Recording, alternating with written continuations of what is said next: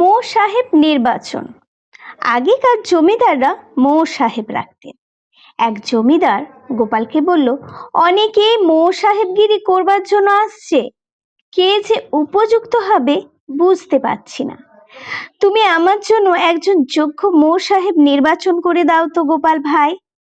গোপাল জমিদারকে বলল, ঠিক আছে, যারা মো সাহেবগিরি করতে আসছে তাদের আমার কাছে এক এক করে পাঠিয়ে দিন, আমি নিশ্চয়ই একজন উপযুক্ত মো সাহেব নির্বাচন করে দিতে পারবো।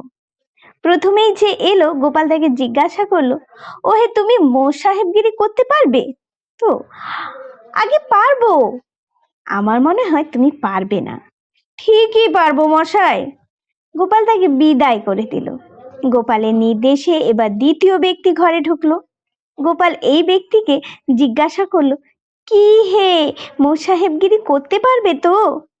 কেন পারবো না, আমার বাপ দাদা সকলেই যে মো সাহেব ছিলেন। জুতো সেলাই থেকে চণ্ডীপাঠ পর্যন্ত সব কাজ করতে পারবে তো? পারবো। আমার মনে হয় তুমি পারবে না, আগে কাজটা দিয়েই দেখুন না পারি কিনা।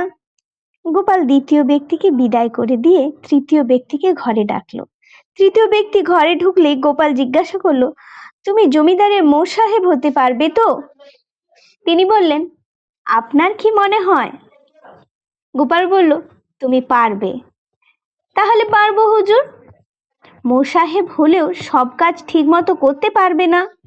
আগে না, তা অবশ্য পারবো না। সূর্য যে পশ্চিম দিকে ওঠে তা কি তুমি স্বীকার করো?